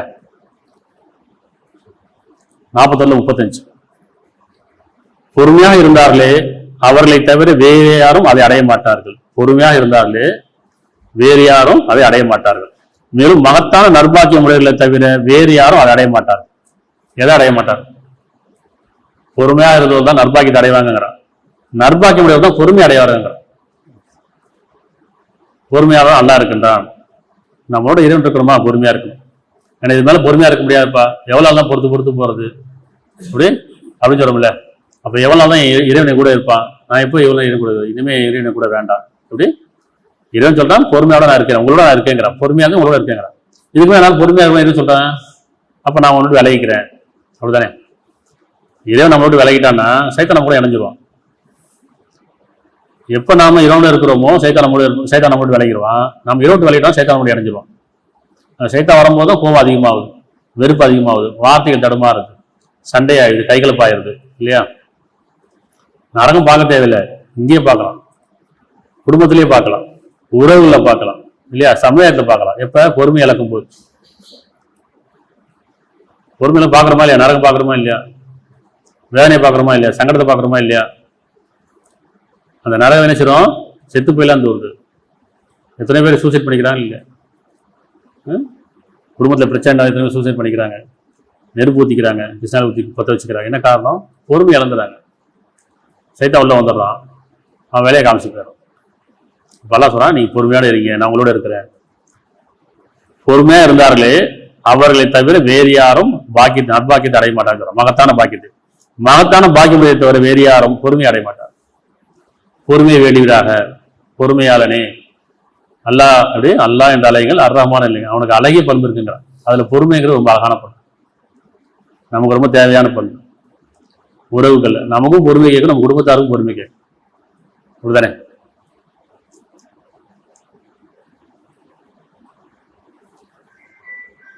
முப்பத்தி 35 10 குணம் இறைவன் சொல்றான். இதுல நாம எங்க இருக்கோம், குடும்பத்தை ரொம்ப அவசியமா இருக்கு. நிச்சயமா சமாதி விரும்பும் ஆண்களும் பெண்களும் குடும்பத்துல, கணவன் கடையில, பெற்றோர் 33 35 சமாதி விரும்பும் ஆண்களும் பெண்களும், நம்பிக்கொண்ட ஆண்களும் பெண்களும், வழிபடும் ஆண்களும் பெண்களும், உண்மை பேசும் ஆண்களும் பெண்களும், பொறுமை உள்ள ஆண்களும் பெண்களும், உள்ளிச்சொட்டு இருக்கும் ஆண்களும் பெண்களும், தர்மம் செய்யும் ஆண்களும் பெண்களும், நோம்பு நோக்கும் ஆண்களும் பெண்களும், தன்மானத்தை காத்துக்கொள்ளும் ஆண்களும் பெண்களும், அல்லாவை அதிகமதியும் தியானம் செய்யும் ஆண்களும் பெண்களும் ஆகிய இவர்களுக்கு அல்லாஹ் மன்னிப்பையும் மகத்தான நற்கொலையும் சித்தம் செய்திருக்கின்றார். ஏதாவது ஒரு குணம் மட்டும் இருக்கான்னு பார்க்கணும். சமாத்தை விரும்புகிறோமா, குடும்பத்தில், கணவன் மனை கடையில், பெற்றோர் பிள்ளை கடையில், உறவு கடையில் சமாத்தை விரும்புகிறோமா. பொறுமை இல்லாமல் சமாதி விரும்ப முடியாது. சமாதி தான் பொறுமை கிடைச்சு இல்லையா. இப்போ சமாதி விரும்பும் ஆண்களும் பெண்களுங்கிற உறவுக்குள்ள தான். நம்பிக்கொண்ட ஆண்களும் பெண்களும், ஒரு நம்பிக்கொள்ளுங்க, ஒருத்தர் நம்பிக்கை வைங்க, சந்தேகம் வேண்டாம். சந்தேகம் பெரிய நோய். பெரும்பாலும் கணவன் மனைக்குள்ள ஒரு சந்தேகம் இருக்கு. அந்த சந்தேகம் சைத்த அழகாக காட்டும். இது இல்லாத ஒன்றை கற்பனை பண்ணிக்கிட்டு, அதில் இருந்த ஒன்றை பெருசாகிட்டு. இப்போ இறைமை நம்பிக்கொண்டவர்களா, ஒருத்தர் இறைமை நம்பிக்கொண்டவர்களா உண்மை நம்பிக்கொள்ளுங்கிறான். உண்மையா இருக்கீங்கிறான். ஒருத்தருக்கு உண்மையா இருங்க, துரோகம் பண்ணாதீங்க, நன்மை செய்து கொள்ளுங்கள். இப்ப நம்பிக்கொண்ட ஆண்களும் பெண்களும், வழிபடும் ஆண்களும் பெண்களும். எதை வழிபடுறது, உணர்வை, உள்ளச்சத்தை, இறைவனை வழிபடும் ஆண்களும் பெண்களும். உண்மை பேசுங்கிறான். சின்ன ஒரு பொய் தான், அந்த பொய்யை மறைக்கிறதுக்கு 10 பொய் பேசணும், அதுலேயே பிரச்சனை ஆகிடும். தப்புன்னு ஒத்துட்டா பிரச்சனை இல்லை, தப்பை மறைக்கும்போது பொய் சொல்றோம். அப்ப என்ன ஆகுது, அந்த பொய் தெரியும் போது, உண்மையாகும் போது பெரும் பிரச்சனையா மாறும் குடும்பத்தில். அப்படிதானே. மன்னிக்கிற குணம் இருக்கணும். ஒரு தப்பு செஞ்சுட்டாங்கன்னா அந்த உண்மையை சொல்லும்போது மன்னிக்கிற குணம் இருக்கணும். மன்னிக்கிற குணம் இல்லைன்னா உண்மையை சொல்ல மாட்டாங்க, பொய் தான் சொல்லுவாங்க. அப்போ அந்த ஒரு பொய் என்னாவது, ஒரு நாள் அந்த உண்மை தெரிய ஆரம்பிக்கும் போது அந்த குடும்பம் பெரும் பிரச்சனை ஆயிடும், உறவுகளை நிறைய விரிச்சல் ஆயிடும். உண்மையை பேசுங்கிறான். உண்மை வெளியே இருக்கு, உணர்வுகளையும் உழைச்சிட்டு தான் இருக்கு. உள்ளத்துல இருக்க மட்டும் பேசுங்கிறான். கோபங்கிறது பொய். அப்படியே எல்லாத்தையும் கோபம் போற சண்டை போடுறோம். ஆனா உள்ளுக்குள்ள ஒரு உணர்வு இருக்குல்ல, என்னுடைய கணவன், என்னுடைய பிள்ளைகள், என்னுடைய சகோதரர் இருக்கா இல்லையா, அதான உண்மை. சண்டை போடுறது எல்லாமே பொய். அதை மறந்துடுறோம், அந்த பொய்யிலேயே வாழ்ந்துட்டோம். அப்படிதானே. அப்போ உண்மையை பேசும் ஆண்களும் பெண்களும், பொறுமை உள்ள ஆண்களும் பெண்களும், பொறுமையே உள்ள ஆண்களும் பெண்களும். பொறுமை ரொம்ப அவசியமா இருக்கு. இதுதான் மையமே. பொறுமையில தான் எல்லாமே இருக்கு. அத்தனை குணமும் அந்த பொறுமையில தான் இருக்கு. இதுன்னு சொல்ற அந்த 10 குணமும் அந்த பொறுமையில இருக்கு. அந்த பொறுமையை தவறட்டோம்னா ஒரு குணமும் பின்பற்ற முடியாது. அப்ப இரண்டாவது கேட்கணும், இவனே பொறுமையை கொடு, எங்களுக்கு பொறுமையை கொடு. சலாம் சொல்றாங்கல்ல, ஒருத்தர் சலாம் சொல்லிக்கிறாங்க. கணவன் மனைவி பெற்றோர் பிள்ளைகள் உறவுகள். சலாம் சொல்லிட்டு என்ன செய்யணும்? சமாதி பின்பற்றணும். ஆனால் சலாம் சொல்லி சண்டை போடுறோமா இல்லையா? போன் எடுக்க வேண்டியது சலாம் சொல்ல வேண்டியது, சண்டை போட்டுக்க வேண்டியது சலாம் சொல்லி வச்சிட வேண்டியது. அது எப்படி சலாமா? சலாம்னா என்ன? வார்த்தையில இல்லை, உணர்வுல தானே இருக்கு. பின்பற்றணுமா இல்லையா? அப்ப இந்த பொறுமையில தான் சலாம் இருக்கு. பொறுமை விட்டா சலாம் கிடையாது, அமைதி கிடையாது. அப்ப என்ன சொல்றா? பொறுமையுள்ள ஆண்களும் பெண்களும், தர்மம் செய்ய ஆண்களும் பெண்களும். ஒருத்தருக்கு தர்மமா இருக்கீங்க, தர்மம் அதர்மம். தர்மம்னா தானம் இல்லை, தர்மம் அதர்மம். நியாயமா இருக்கீங்கிறான். எனக்கு ஒரு நியாயம், உனக்கு ஒரு நியாயம் இல்லை. ஆனா இருந்தாலும் அதே நியாயம் தான், பெண்ணா இருந்தாலும் அதே நியாயம். என்ன சொல்லுவாங்க? ஆணுக்கு ஒரு நியாயம், பெண்ணுக்கு ஒரு நியாயம். ஆண்னா அப்படிதான் இருப்பான், பெண்ணா இப்படிதான் இருக்கணும் அப்படிலாம் இடம் சொல்ல. ஒவ்வொருக்கும் தன்மை இருக்கான், தன்மை கொண்டு வாழ்க்கைங்கிறான். ஆணுடைய தன்மை வேறு, பெண்ணுடைய தன்மை வேறு. ஆனா நன்மை தன்மை எல்லாமே ஒரே மாதிரி தான் இருக்கும். அப்படிதானே? இப்ப தர்மம் செய்ய ஆண்களும் பெண்களும். நோம்பு நோக்கும் ஆண்கள் பெண். நோம்புங்கிறது தூய்மை பெண்ணிக் கொள்வதற்காக, உள்ளத்தையும் உடலையும் தூய்மைப்படுத்துவதற்காக நோம்பு. சரியா? நோம்பு நோக்கும் ஆண்களும் பெண்களும். தன்மானத்தை காத்துக்கொள்ளும் ஆண்களும் பெண்களும். தன்மானம் ரொம்ப அவசியம். பொறுமையிலான தன்மானத்தை இழந்துடும். அப்படித்தானே? கணவனா இருந்தாலும் மனைவியா இருந்தாலும் பெற்றோர் பிள்ளைகளா இருந்தாலும் பொறுமை இழந்துட்டோம்னா தன்மானம் இழந்துருவோம். என்ன புரியுதா? போதையில் ஆயிரும். ஒரு போதையில் இருக்கவங்க என்ன செய்வான்? அவன் தன்மானத்தை இழந்துருவான். அவனுக்கு அவன் என்னன்னு தெரியாது. மற்றவன் பார்த்து சிரிச்சுட்டு போயிடுவான். மற்றவன் பார்த்து சிரிக்கிறதுக்கு ஆயிரும். அப்ப நம்ம எப்ப தன்மானத்தை இழந்துட்டோம்னு சொன்னா மற்றவன் பார்த்து நம்ம சிரிப்பான். ஊர் சிரிக்கும், உலகம் சிரிக்கும், உறவுகள் சிரிக்கும். ஏன்னா தன்மானத்தை நம்ம இழந்துட்டோம். நம்முடைய வாழ்க்கை, நம்முடைய குடும்பம் கண்ணியமா இருக்குமா இல்லையா? இப்ப கண்ணியத்தை பெற்றுக்கொள்வது தன்மானத்தை காத்துக்கொள்வது. அல்லாவே அதிகம் அதிகம் தியானம் செய்யும் ஆண்களும் பெண்ணும். அப்படியே அர்த்தம். எப்படி தியானம் செய்யறது? அல்லாஹ் தியானம் அதிகமாக எப்படி தியானம் பண்றது? கஷ்டமணி ஓட்டிகிட்டே இருக்கிறது கிடையாது. இதனுடைய மறந்துடு ஆயிட வேண்டாம், அவனை மறந்துடு ஒரு ஆயிட வேண்டாம். கோவம் வரும்போதெல்லாம் இவன் நம்ம ஞாபகம் வச்சுக்கணும். இவனுக்கு அதிகம் தியானம் பண்ணும். அவசரம் வரும்போதெல்லாம் இவனை தியானம் பண்ணுங்க. கவலை வரும்போது இவனை தியானம் பண்ணுங்க. எப்படி? உணர்ச்சிக்கு போகும்போது இவனை தியானம் பண்ணுங்க. உணர்வுக்கு வரும்போது இவனை தியானம் பண்ணு. அந்த உணர்வு அவன் தான் கொடுக்கணும், உணர்ச்சி அவன் தான் நீக்கணும். அப்ப அல்லாவே அதிகம் அதிகம் தியானம் செய்ய அவனை மறந்துடு ஒரு இருக்க வேண்டாம். அவன் மறந்துட்டீங்கன்னா முடிஞ்சு போச்சு. அல்லாவின் அருளா நினைவுட்டு யார் விலை கொள்கிறாரோ சைத்தான் அவர் இணைச்சி விட்டுக்கிறான். அப்ப அருளானை நினைவுல விலகக்கூடாது. எப்பயுமே அந்த அத்தனை பண்பும் அவனுடையது. அப்படி பொறுமை, சமாதானம், விட்டு கொடுத்தல், பொறுத்து கொள்ளுதல், மன்னித்தல், இப்படி இறக்கம் கொள்ளுதல், நல்ல குணம், இது எல்லாமே குடும்பத்தில் இருக்கணும். கணவன் மனைவிக்குள்ள மேல, கணவன் மனைவிக்கும் மனைவி கணவனுக்கு இல்லை. இந்த இத்தனை குணம் இருந்தாதான் அந்த குடும்பம் நல்லா இருக்கும். அவருடைய பிள்ளைகளும் நல்லா இருக்கும், சந்ததிகள் நல்லா இருக்கும். கணவன் மனைவிக்கு வந்து அந்த குணம் இல்லை அப்படின்னா பிள்ளைகளும் சந்ததிகளும் எப்படி இருக்கும்? இந்த குணம் தான் இருக்கும். சரியா? அப்ப அல்லாவே அதிகமதியும் தியானம் செய்யுங்கிறான். அல்லாவே அதிகமதியும் தியானம் செய்யும் ஆண்களும் பெண்களும் ஆகிய இவர்களுக்கு அல்லாஹ் மன்னிப்பையும் மகத்தான நற்கூலியும் சித்தம் ரெடி செஞ்சு தயார் பண்ணி வச்சிருக்கேங்கிறான். யாருக்கு? இந்த 10 குணம் உடையவர்களுக்கு உங்களுக்கு மகத்தான நற்கூலி சித்தம் இருக்கு. இல்ல நாம எங்க இருக்கோம்? ஏன் குடும்பத்தை நிம்மதி இருக்க மாட்டேது, அமைதி இருக்க மாட்டேது, நைட்டை தூக்கம் வர மாட்டேது. ஏன் வர மாட்டேது? மன அமைதி இல்லை. ஏன் அமைதி இல்லை? பொறுமை இல்லை. அவசரப்பட்டேன், வார்த்தையை விட்டுட்டேன், சண்டை போட்டேன் இல்லையா? அப்ப நினைச்சணும் காலையில் இருந்துச்சுன்னா பொறுமையாளனே சாத், பொறுமையாளர்களே, பொறுமை விரும்பக்கூடியவர்களே, வேண்டக்கூடியவர்களே, பொறுமை வேண்டக்கூடியவர்களே, இதை அழைக்கிறான். பொறுமை வேண்டுங்க, என்கிட்ட வேண்டுங்க, என்னோட உதவி இல்லாமல் பொறுமையா இருக்க முடியாது இல்லையா?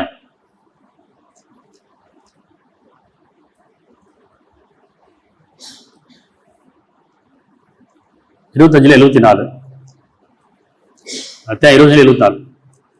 மேலும் அவர்கள் எங்கள் இறைவனே எங்கள் மனைவிடத்திலும் எங்கள் சந்ததியிடத்திலும் வந்து எங்களுக்கு கண்குளிர்ச்சி அளிப்பாயாக. கால பொறுமையை கேட்கணும், அடுத்து இந்த பிரார்த்தனை வச்சுக்கணும். இப்படி எங்கள் மனைவிடத்திலிருந்தும் எங்கள் சந்ததியிடத்திலிருந்தும் எங்களுக்கு கண் குளிர்ச்சி அளிப்பாயாக. ஆனா அமைதி குடியிறவனே, ஆறுதலை குடியிறவனே, எங்களுடைய நெருக்கத்தை குடியிறவனே, எங்களிடையில பொறுமை குடியிறவனே, இது பிரார்த்தனையா மாறும். இன்னும் பயபக்தி உள்ளவருக்கு எங்களை வழிகாட்டி ஆக்கி வைப்பாய், எங்களை முன்மாறி ஆக்கி வைப்பான். பயபக்தியாளர்களுக்கு எங்களை முன்மாறி. இதுல பொறுமையில, நன்மையில, உண்மையில, நியாயத்துல இவங்களை மாறிப்பா. அப்படி கணவன் மனைவி இப்படி இருக்கணும்ப்பா. அவளை எவ்வளவு பொறுமையா இருக்காங்க, எவ்வளவு சமாதானமா இருக்காங்க, விட்டு கொடுத்து போறாங்க, பொறுத்து கொண்டு போறாங்க, மன்னிக்கிறவரா இருக்காங்க, நன்மை செய்யறா இருக்காங்க. அவனும் நம்ம கத்துக்கணும். இப்படி முன்மாதிரி சொன்னா ஒருத்தருக்கு இன்னொருத்தர் முன்மாதிரியா இருக்கீங்க. பயபக்தியாளருக்கு எங்களை முன்மாதிரியாக்க வழிகாட்டி ஆக்கி வைப்பாயாக என்று பிரார்த்தனை செய்வார்கள். இப்படி பிரார்த்தனை இதுவானா இருக்கணும். பிரார்த்தனை பண்றோமா? முதல்ல பிரார்த்தனை பண்றோமா? காலைல இருந்துச்சு எந்திரிக்கும் போது சண்டையில ஆரம்பிக்கிறோம், படுக்கும்போது சண்டையில முடிக்கிறோம். சண்டை எதுக்கொண்டு? பொறுமை இழந்ததுனால தானே. பொறுமைனா தெரியல நம்ம, அப்படிதானே? 24-36.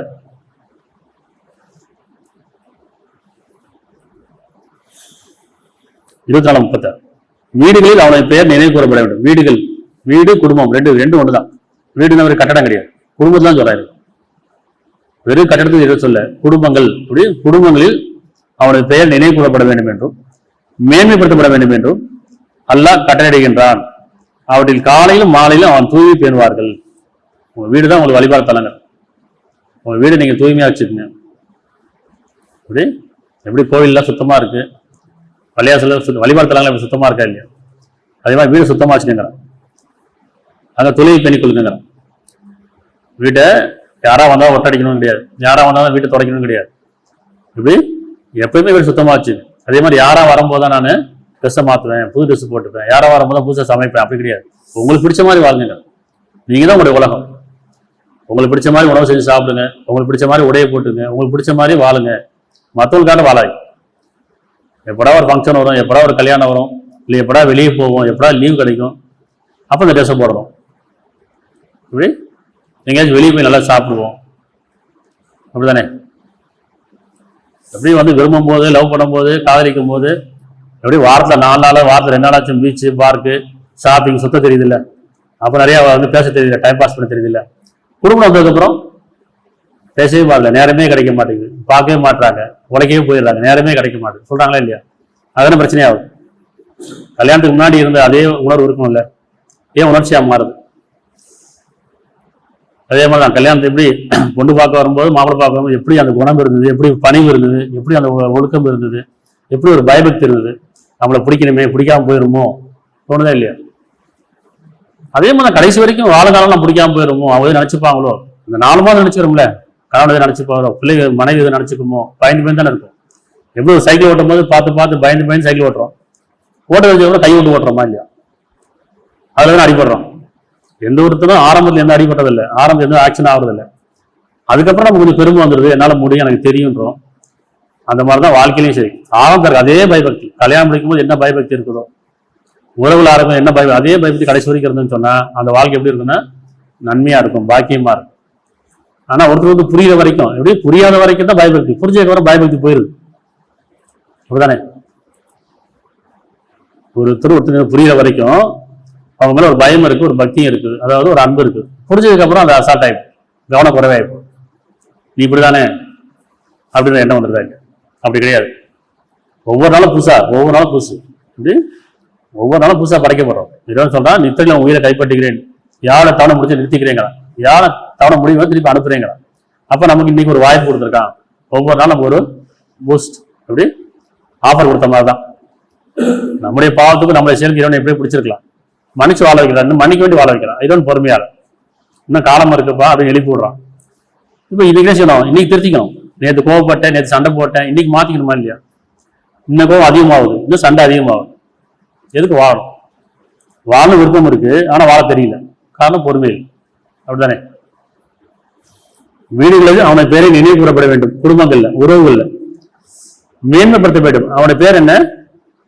மன்னிப்பவன், கருணையாளன், இரக்கமுடையவன், உதவி செய்பவன், அப்படித்தானே? இந்த பண்புகளை நினைவு கூறுங்க. இப்ப உங்களுக்கு இடையில மன்னிக்கிறவராகவும், விட்டுக் கொடுப்பவராகவும், பொறுத்துக் கொள்வராகவும், சகித்துக் கொள்வராகவும், அவங்க கோவம் வரும்போது அடங்குவாருங்க, மன்னிப்பூரா இருப்பாங்க. அது நாம எங்க இருக்கோம்? சரியா? அப்ப மேன்மைப்படுத்தப்பட வேண்டும் என்று அல்லாஹ் கட்டளையிடுகின்றான். அவற்றில் காலையிலும் மாலையிலும் அவன் தூய்மை பேணுவார்கள். உங்க வீடுதான் வழிபாடு தலம், அதை தூய்மையா வச்சுக்கிறான். உங்களுக்கு கண்குளிர்ச்சியா இருக்கீங்களா? உங்களுக்கு இடையில கண்குளிர்ச்சியா இருக்கு, யாருக்கும் காட்ட வேண்டாம். டெய்லி ஒரு ட்ரெஸ் போடுங்க, எப்படி டெய்லியும் உங்களுக்கு பிடிச்ச மாதிரி உணவு சாப்பிடுங்க, உங்களுக்கு பிடிச்ச மாதிரி நடந்து. நான் யாருக்கோ காட்ட போறேன், அப்படிதானே? வாழ்க்கை நமக்காக தானே. நம்மளை மற்றவங்க பார்த்தாலும் போராடுவாங்க, இல்லை நம்ம அவங்கள்ட்ட பெருமைப்படுவோம். பெருமை போறாமல் வெளியே போகும்போது தானே நமக்குள்ள இருக்காது இல்லை? என் மனைவி அழகா இருக்கா, என் பிள்ளைங்க அழகா இருக்காங்க, என் கணவன் எனக்கு அழகா இருக்கா, என் உறவு அழகா இருக்கு, நம்ம போராட மாட்டோம், போட்டி போட மாட்டோம், பெருமை கொள்ள மாட்டோம். ஆனா வெளியே போகும்போது அவங்க அழகா இருக்காங்களே, நான் அழகா இருக்கேன், அந்த பெருமை வருதா? போராம வருதா? சைத்தா வந்துடுறான், சைத்தத்தையும் தானே இல்லை. அப்ப எப்ப ஆண்கள் பார்வை தவறுது அப்படின்னா, வீட்டுல பெண்கள் அழகா இல்லை, மனைவி அவங்களுக்கு அழகா இல்லை, ஆரம்பத்தில் இருந்த மாதிரி இல்லை, இப்போ அலங்கலமா இருக்காங்க. ஏதோ இப்படி அந்த அவங்களுடைய வேலையாளர்களுக்கு தான் செய்யுது, இருந்தாலும் அந்த கணவன் வரும்போது அழகா இருக்கும். அதே மாதிரி கணவன் என்னதான் வேலை போட்டு வேலை கஷ்டப்பட்டு வந்தாலும் வீட்டுக்கு வரும்போது அன்பா இருக்கும். கோவம் இல்லை, கோவத்தை நீக்கிட்டு, அவசரத்துல நீக்கிட்டு, அந்த அன்பும் அழகும் 2 சேரும்போது சொல்றான், உங்களுக்கு நெருக்கத்தையும் இறக்கத்தையும் ஏற்படுத்திருக்கேங்கிறான். அதான உலகம். சரியா? 33, 34. மேலும் 33, 34. மேலும் உங்களுடைய வீடுகளில் நினைவூட்டப்படும் அல்லாவின் வசனங்களை, அல்லாவுடைய அத்தாட்சிகள், ஞானங்களையும் சிந்தித்து உணர்ந்துங்கிற. டெய்லி காலை மேலே குரான் எடுத்து படிங்க, வேதத்தை படிங்க, சிந்திங்க. குரான் மட்டும் இல்லை, யார்யார்ட்ட வேதம் இருக்கும் அந்த வேதத்தை எடுத்து படிங்க. வேதத்தை படிக்கிறோமா? டெய்லி குரான் காலைல இருந்துச்சு அதை படிக்கும், திரும்பி ராத்திரி படிச்சு படுக்கும். அப்போ இல்லை நான் எங்க இருக்குன்னு தெரியும். ஒவ்வொரு வசனமும் அதுல நான் எங்க இருக்கேன், எனக்கானது எங்க, நான் எங்க தவறு விட்டேன். சரியா? காலை எந்திரிக்கும் போது மொபைல் பார்க்குறோம், காலை மொபைல் பார்க்குறோமா இல்லையா, ஸ்டேட்டஸ் பார்க்குறோம், திரும்பி ஸ்டார்ட் பண்ணுறோம். நைட்டு அதே மாதிரி தான், அதே ஸ்டேட்டஸ் அதே சாட்டு, அந்த மொபைலே தான் இருக்கிறோம். ஆனால் காலை எந்திரிக்கும் போது குரானை படிக்கணும், வேதத்தை படிக்கணும். அதில் நான் எங்கே இருக்கேன் ஸ்டார்ட் பண்ணணும், நான் எங்கே இருக்கேன். அதே மாதிரி இரவு நான் எங்கே தவறுறேன், திருப்பி நாளைக்கு புதுசாக இரவு பழக்கி வைக்கும் போது நான் திருப்பி அப்படி மாற்றிக்கிறேன், திருத்திக்கணுமா இல்லையா? மேலும் உங்களுடைய வீடுகளில், உங்களுடைய குடும்பங்களில் நினைவூட்டப்படும் அல்லாஹ்வுடைய வசனங்களை, ஞானங்களையும் சிந்தித்து உணர்ங்க. ஓதாதீங்க, சிந்தித்து உணர்ங்க. நிச்சயமா அல்லாஹ் நுட்பமானவன், நன்கறிந்தவர். யார் வேதத்தை சிந்தித்து உணர்றாங்களோ, வேதத்தின்படி வாழ விரும்புறாங்களோ, அவர் பொறுமையை விரும்புவார்கள். அந்த பொறுமைகள் அவர் பாக்கியங்கள் எப்படி இருக்குன்னு சொன்னா, அவர் எப்படி பாருன்னா 22ல 35, 22ல 35. அவர்கள் எத்தனை என்றால் அல்லாஹ் என்று நினைவூட்டப்பட்டால், அவர் எத்தனை என்றால் அல்லாஹ் என்று நினைவூட்டப்பட்டால் அவருடைய இருதயங்கள் அச்சத்தால் நடுங்கிவிடும். நடுக்குதான். நமக்கு பயம் இருக்கு, உள்ளச்சம் கிடையாது. பயம் அப்படியே மனிதர்களிடையில இருக்குது, உறவுகளில இருக்குது, உலக வாழ்க்கையில பயம் இருக்குது, பொருளெடுப்புல பயம் இருக்குது, வாழ்க்கை பயம் இருக்குது. ஆனா இருந்து சொல்றா உள்ளச்சம் ஒன்று இல்லைங்கிறான். அவர்கள் எத்தனை என்றால் அல்லாஹ் நினைவூட்டப்பட்டால் அவருடைய இதயங்கள் அச்சத்தால் நடுங்கும். அன்றையும் தங்களுக்குள் ஏற்படும் துன்பங்களை பொறுமையுடன் சகித்துக் கொண்டவராக இருப்பார். தங்களுடைய ஏற்படும் துன்பங்களை பொறுமையுடனும் சகித்துக் கொள்வராகவும் இறைவனை முன்னோக்குவராகவும் நாம் அவர்கள் அளித்தவிட்டு அழிப்பவராகவும் இருப்பார். இதுதான் உள்ளச்சம் முடியாது. வேதத்தை படிக்கணும்னு சொன்னாங்க, தங்க கூட பொறுத்துக் கொள்வராக இருப்பாங்க, சகித்துக் கொண்டவராக இருப்பாங்க, இன்னும் இறைவனையும் முன்னோக்குவராக இருப்பாங்க, பொறுமை வேண்டியவராக இருப்பாங்க. சரியா? 8:2 நம்பிக்கையாளர்கள் யார் என்றால், அதாவது இறைவனை நம்பிக்கொண்டவர் யார் என்றால், அல்லாஹ் என்று நினைவூட்டப்பட்டால் அவருடைய நெஞ்சங்கள் அச்சத்தால் நடுங்கிவிடும். அவருடைய அத்தாட்சியில் அவர்களுக்கு எடுத்துக்காட்டப்பட்டால், அவருடைய வசனங்கள் அவர்களுக்கு எடுத்துக்காட்டப்பட்டால் அவருடைய இறை நம்பிக்கை இன்னும் அதிகரிக்கும்.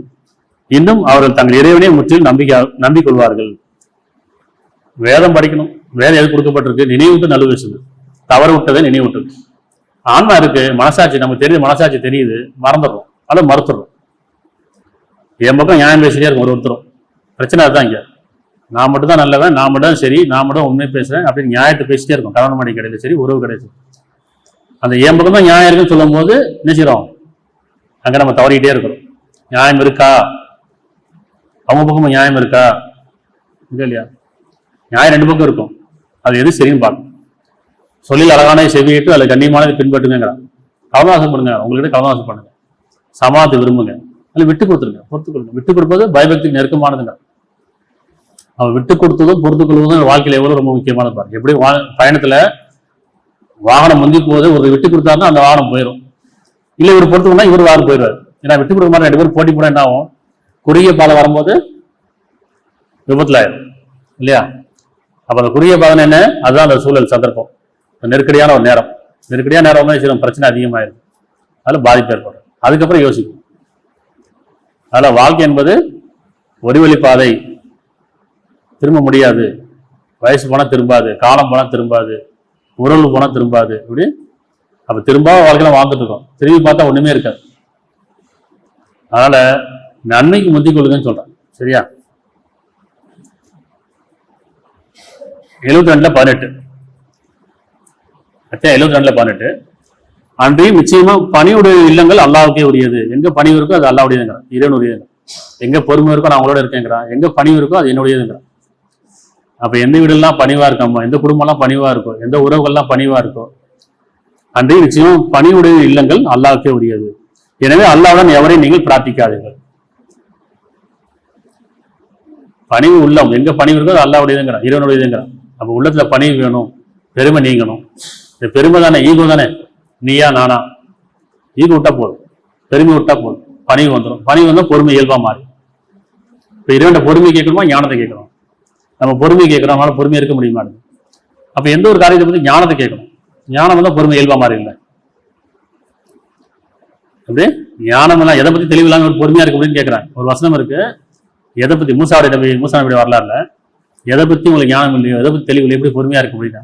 அப்ப நம்ம பொறுமையை கேட்கணுமா ஞானத்தை கேட்கணும்? முதல்ல ஞானத்தை கேட்கணும். என் கணவனை பற்றிய ஞானம் கொடு, என் மனைவி பற்றிய ஞானம் கொடு, பிள்ளைகளை பற்றிய ஞானம் கொடு, உறவுகளை பற்றி ஞானம் கொடு, எனக்கு ஒரு காரியத்தில் ஞானம் கொடு. ஞானம் பொறுமையை இயல்பாக மாற்றிடும். ஞானம் இல்லாத போது அது பொறுமை கிடையாது. பொறுமையாக இருக்கிற மாதிரி இருக்கும், இப்படி அது அவசரப்பட்டுரும், பதட்டப்பட்டுரும். சாதம் வேண்டா காடு கொள்ளாத மாதிரி பொறுமையாக இருக்கிற மாதிரியே தெரியும், திடீர்னு பூகமாக வெடிச்சிடும். அதனால் ஒருத்தரை பற்றி ஒரு ஞானம், முதல்ல இறைவனை பற்றிய ஞானம், இறைவனை உன்னை பற்றி ஞானம் கொடு, அதுமாதிரி எனக்கு தெளிவு கொடு, என்னை பற்றி ஞானம் கொடு, உறவுகளை பற்றி ஞானம் கொடு, உலக வாழ்க்கையை பற்றி ஞானம் கொடு. இந்த ஞானத்தை பற்றி எனக்கு வழிநடத்தும். இப்போ பொறுமை இயல்பா மாறியுமா இல்லையா? பொறுமையாளனே, சரியா? 71:28 அத்தியாயம் 71:28. என் இறைவனே, எனக்கும் என் பெற்றோருக்கும் என் வீட்டில் நம்பிக்கையாளர்களாக பிரவேசிக்கும் நம்பிக்கை கொண்ட ஆண்களுக்கும் பெண்களுக்கும் நீ மன்னிப்பளிப்பாயாக. பிரார்த்தனை.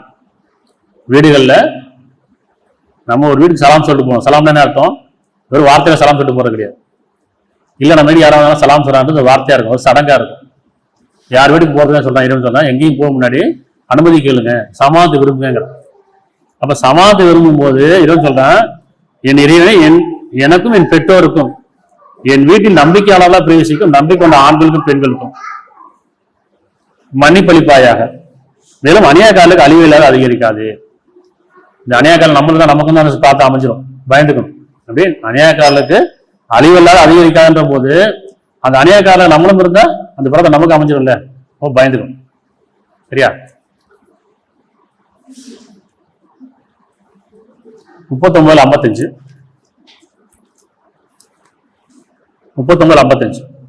நீங்கள் அறியாத விதத்தில் திடீரென உங்களோட வேதனை வரும் முன்னரே, நீங்க அறியாத விதத்தில் திடீரென உங்களோட வேதனை எப்படின்னா மரணம் வரும் முன்னரே உங்கள் இறைவனால் உங்களுக்கு அருளப்பட்ட அழகானதை பின்பற்றுது. உங்கள் இறைவனால் உங்களுக்கு அருளப்பட்ட அழகானவற்றை பின்பற்றுது.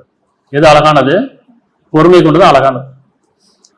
உங்களுக்கு வேதனை வரும் முன்னரே, உங்க தவணை முடியும் முன்னரே, காலம் நெருங்கும் முன்னரே, இல்லை மரணம் வரும் முன்னரே உங்கள் இறைவனால் உங்களுக்கு அருளப்பட்ட அழகானவற்றை பின்பற்றுங்கள். பின்னோடு நீங்க உதவி செய்யப்பட மாட்டீங்க. புரியுதா? பயணிக்கிறோம், உலக வாழ்க்கையில போனா திரும்பலாம், அப்படியே ஊருக்கு போயிட்டு திரும்பி வீட்டுக்கு வந்துடலாம். சரியா? வியாபாரத்துக்கு வந்து வீட்டுக்கு வந்துடலாம், திரும்பி வரலாம். ஆனா இந்த நம்முடைய பயணம் இருக்குல்ல, வாழ்க்கை பயணம் இருக்குல்ல, அது ஒரு வழி பாதை, திரும்ப முடியாது. அதனால நம்ம குடும்பத்தோட நம்ம உறவுகளோட நம்ம பயணிச்சுட்டே இருக்கிறோம். நம்ம உறவுகள்ல நம்ம கணவனுக்கோ மனைவிக்கோ அல்லது பெற்றோருக்கோ பிள்ளைக்கோ யாருக்கு தவணை முடியும் தெரியாது, அவங்க நேரம் எப்படி இருக்குன்னு தெரியாது. பயணிச்சிருக்க திரும்பி பார்த்தா நம்ம பின்னாடி வரமாட்டாங்க. அப்படியே நம்ம போயிட்டே இருப்போம், பின்னாடி திரும்பி பார்த்தா அவங்க அங்கே நின்று அவங்க ஸ்டாப் ஆயிரும். அப்படிதானே? அப்ப நம்ம போயிட்டே இருப்போம், அதுக்கப்புறம் நம்முடைய காலம் முடிஞ்சு போயிடும், முன்னாடி போயிட்டே இருப்பாங்க. மரணத்துக்கு வயசுலாம் கிடையாது இல்லையா? அப்ப இதுக்கு பயந்துக்கணும். நம்மளோட இருக்கக்கூடியவங்க எப்போ வேணா நம்மளை விட்டு போயிடுவாங்க, நம்ம அவங்கள விட்டு போயிடுவோமே. இப்ப நம்ம ஏன் சண்டை போட்டுக்கணும், ஏன் கோவப்படணும், ஏன் பழி வாங்கணும்? எப்படி பொறுமை மேற்கொள்ளணும் இல்லையா? பொறுமை கொண்டுதான் பாக்கியம் இருக்கு. நம்ம பொறுமை ஹீரோன்ட்டு கேட்கணுமா? 3:134 அத்தியாயம் 3:134. அவர்கள் நல்ல நிலையிலும் கஷ்டமான நிலையிலும் கொடுத்து உதவுவார்கள், தவிர கோபத்தின் போது அடங்குவார்கள். நம்ம எங்க இருக்கிறோம்? இறைவன் நினைவூட்டுறான், இப்படி நீங்க இருக்கீங்களா பாருங்க. இறைவன் எப்படி விரும்புறான்? அவர் நல்ல நிலையிலும் கஷ்டமான நிலையிலும் கொடுத்து உதவுவார்கள், தவிர கோபத்தின் போது அடங்குவார்கள். மனிதர்களை மன்னிப்பவராக இருப்பார்கள், நன்மை செய்வதை அல்லாஹ் நேசிக்கிறான். கோபத்தின் போது அடங்குவதும் மன்னிப்பதும் நன்மை செய்து. அப்படிதானே? இப்ப மனைவி கோவப்பட்டா கணவன் அடங்கணும், அது கணவன் கோவப்பட்டா மனைவி அடங்கணும். அப்படி இல்லையே, இந்த கோபம் அதிகரிச்சுட்டே போகும், இன்னும் அதிகமாயிட்டு அழகாக காமிச்சிட்டே போறான். அப்ப இந்த ஆயத்து என்ன சொல்லுது? அடங்குவார்கள், மன்னிப்பவராக இருப்பார்கள். மன்னிச்சு முடிஞ்சு ஒரே வார்த்தை, சரி சாரி, ரெண்டு ஏதாவது ஒன்று முடிச்சிடும். பிரச்சனை வந்தா ஒன்று சரின்னு போயிருங்க, இல்லை சாரின்னு போயிருங்க, வேலை முடியும். இல்லை நான் செஞ்சதான் சரி அப்படின்னு சொல்லி நியாயப்படுத்திட்டே இருக்கும்போது என்ன ஆகும்னா, அதை நிரூபிக்கிறதுக்காக நம்ம மனுஷன் வாதம் பண்ணிக்கிட்டே இருப்போம், தர்க்கம் பண்ணிக்கிட்டே இருப்போம், இன்னும் அதிகமாயிட்டே இருக்கும், சைத்த அழகாக காமிச்சிட்டே இருப்பான். சரியா? 42:37 அவர்கள் பெரும் பாவங்களையும் மானக்கேடானவற்றையும் தவிர்த்து கொண்டு தாம் கோபம் அடையும் போது மன்னிப்பார்கள். சரியா? தாம் கோபம் அடையும் போது அவர் மன்னிப்பார்கள். இந்த ஆயத்து பார்த்தோம் இல்லையா? பலர் என்ன கேட்கணும்? பொறுமையாளனே, அத்தியாயம் 38:1 சாத், பொறுமையாளர்களே, நினைவுறுதலை கொண்ட குர்ஆன் சத்தியமாக. பொறுமை விரும்பக்கூடியவர்களே, இந்த குர்ஆன் உங்களுக்கு பொறுமை நினைவூட்டுது. பொறுமை நினைவூட்டுதான் இறைவன் நினைவூட்டுது. இறைவன் நினைவூட்டுதான் அர்த்தம் உங்களுடைய பாக்கியத்தை நினைவூட்டுது. அதாவது நினைவூட்டக்கூடிய இந்த குர்ஆன் சத்தியமாக, சத்தியம் செய்றாங்க, வேதம் உங்களுக்கு நினைவூட்டக்கூடியதா இருக்கு. நீங்க பொறுமை இழந்தவரா இருக்கீங்க. அதனால இப்ப என்னோட கேட்போம், இறைவனே எங்களுக்கு பொறுமையை கொடு, அதை பத்தியான ஞானம் கொடு, தெளிவை கொடு, எங்ககிட்ட சமாதானத்தை கொடு, வீட்டில் அமைத்தளமா ஆக்கி கொடு. இந்த வீடு தான் அமைத்தளமாகவும் பாதுகாத்தளமா ஆக்கிடுங்க. உங்களுடைய வீடுகளை உங்களை அமைத்தளமாகவும் பாதுகாப்படமா ஆக்கிடுங்க. வீட்டில் தான் அமைதி இருக்குது. வீட்டை விட வேற எங்கேயும் அமைதி கிடையாது. அந்த வீட்டில் அமைதி இருந்தாலும் மனசுல அமைதி வேணும். வீடு அமைதியா இருக்காது, அந்த வீடு மட்டும் சத்தமே இல்லாம அப்படி இல்லை. வீட்டில் அமைதி வேணும், மனசுல அமைதி வேணும். அப்போ குடும்பங்கள் அமைதி வேணும், உறவுகள் அமைதி வேணும். அதனால கொடுக்கப்பட்ட உறவுகளோட நம்ம எப்படி வாழ போறோம் அப்படின்னா பண்றோம். உங்களில் செயலியாளரானவர் யார்? ஒவ்வொருத்தரும் மரணம் விதிக்கப்பட்டாச்சு, காலம் கடந்துகிட்டே இருக்குது, நேரம் நெருங்கிக்கிட்டே இருக்குது. இந்த பயம் இருக்கட்டும். இப்படி காலம் கடந்துகிட்டே இருக்கு, உங்களோட இருந்தவங்க யாரும் இல்லை, இப்படிதானே பார்க்கணும். நம்மளோட இருந்த உறவுகளோ நட்புகளோ இல்லைங்கிறது நமக்கு தெரியும். அப்ப நம்மளும் ஒரு நாள் தான் போக போறோம். அதுக்கிடையே நம்ம கொடுக்கப்பட்டதை பயன்படுத்திப்போம், அழகாக பின்பற்றுவோம், பொறுமையை கொண்டு பின்பற்றுவோம், நன்மை அடைவோம், பாக்கியங்கள் அடைவோம். நிச்சயமா எல்லாம் நம்ம மீதும், நம் குடும்பத்தார் மீதும், நம்முடைய சந்ததி மீதும், நம்பிக்கொண்ட ஆண்கள் மீதும் பெண்கள் மீதும் பொறுமையை தந்துள்ளுவானாக. அதை கொண்டு ஞானத்தை அதிகரிப்பானாக. பிரார்த்திப்போமா? எல்லா போலும் நல்லா கூடிய